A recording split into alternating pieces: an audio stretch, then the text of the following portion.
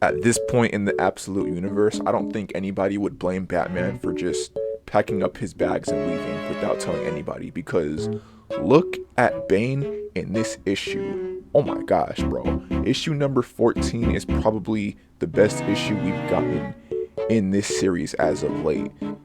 This fight has been stirring up for the past few issues, and now with this latest issue, we finally get to see Batman versus Bane, and let's just say the writers did not disappoint with this fight.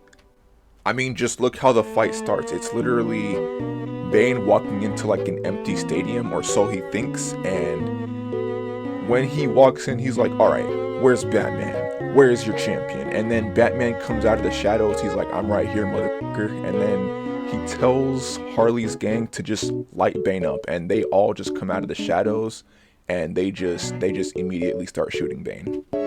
But of course, this version of Bane being built like a semi-truck, those bullets aren't really doing anything to Bane. Let's just be real, right? Like, Bane is eating those for breakfast, lunch, and dinner. So Bane pretty much tells Batman, like, well, that's not gonna do anything, so you might as well try again. And Batman's like, all right, bet. So Batman steps on like this little like switch on the floor, and he detonates a building nearby that falls on top of Bane. That's how the fight starts, bro. We are just getting started.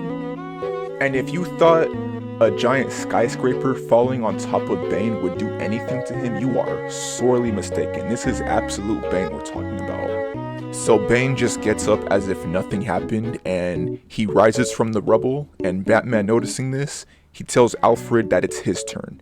And Alfred comes out of nowhere with the Batmobile, and he latches onto Bane's shoulders with the harpoons in the Batmobile. This is the first time during their fight that Batman has damaged Bane, even if it's a little bit. And to no one's surprise, this again does absolutely nothing to Bane, so Bane grabs like the ropes on the harpoons and he chucks the Batmobile an entire football field away. And you just see Alfred in the Batmobile getting tumbled over and over again. It's at this point that Batman realizes that he's against the ropes at this point, so he has to pull out all the stops. So Batman just immediately starts to use like these little like knives on the end of his cape, and he pokes out Bane's eye. Not gonna lie, I think Bane should have brought help with him, because he was not expecting Batman to bring an entire army with him. And so after Batman pokes out Bane's eye, he then lunges up in the air, and he uses that one move that Spider-Man uses in the Spider-Man game, where like you press triangle and circle when you're in the air and like you do a finisher.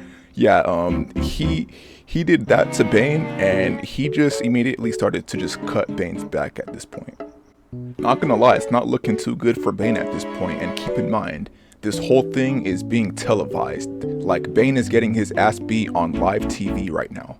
Once Batman lands a few cuts on Bane's back, he jumps off of his back, and Bane notices Batman in the air, so he grabs Batman by his cape, and I just want you to look at this panel and see just how small Batman is compared to Bane. He is a literal ant. And it's at this point that Batman realizes that he's kind of cooked at this point. There's nothing he can do to get out of this, so he just has to accept the L. I mean, just look at Alfred's face. He literally has that face of, oh yeah, this man is cooked. Bane at this point just starts to slam Batman over and over again into the ground, and I'm sure he is shattering nearly every bone in Batman's body at this point. So Harley Quinn, who is also at the fight, she realizes this, so she realizes that it's time to bring out their secret weapon. Harley Quinn shouts to release the Green Machine, and the next panel shows one of the best panels I've ever seen in my life. It shows Killer Croc coming out of the floor, and he leaps onto Bane and takes a giant chomp out of his chest. So while Bane is preoccupied at the moment, Batman takes this moment to use his axe and chop Bane's leg, and he just leaves like a giant gash. But of course, Bane has to have plot armor at this moment, so he picks up Batman and he throws him into the nosebleeds. And Batman, I'm not sure how he survived that, but hey, I guess he's Batman, that's why. And while Batman was up in the nosebleeds trying to recover, Bane takes this opportunity to grab Killer Croc by his mouth, and he tries to rip open his mouth like he's Godzilla trying to rip open a dinosaur's mouth in that one movie. While Bane was doing that, Batman took this opportunity to leap from the nosebleeds like he's in WWE, leaping from the top rope. He jumps from the nosebleeds and he cuts Bane's back with his axe. And Bane finally falls to the floor. Batman takes this moment to mock Bane a little bit. He climbs on top of Bane and he tells him that he can no longer use his legs, but he can still use his arms. And Batman, without a second of hesitation, takes his axe and he severs Bane's arms. And then he mocks him again and he's like, oh wait, no you can't. It's at this moment that Bane starts to get mad and he just like transforms into a Resident Evil boss. Like this dude literally took the T-virus or something and he just like turns into like a giant monster, and Batman is just sitting there looking at the horror unfolding in front of him. Right after this, Bane just unleashes all of his fury and all of his might on Batman, and he is just beating him into the ground. I'm sure the entire city of Gotham was feeling earthquakes from how hard Batman was being pounded into the ground. In the middle of getting all of his bones crushed, Batman calls on Catwoman to come out and do her thing, so that's when Catwoman shoots like a bunch of darts at Bane, and we find out that these darts are full of venom, so she pretty much overloaded all of the venom inside of Bane's system, causing him to explode. And then Batman does one of the most disrespectful things ever. He literally takes a dump truck and just dumps Bane's remains into the harbor. That is crazy.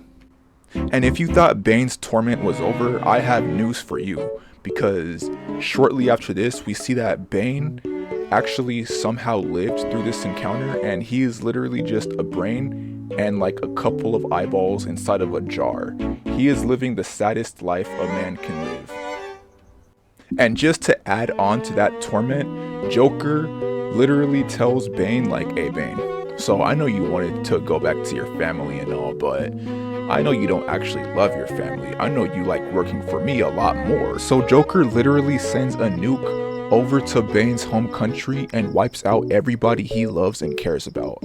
And Bane just has to sit there as a brain and a pair of eyeballs and just watch. He can't scream, cry, or do nothing about it.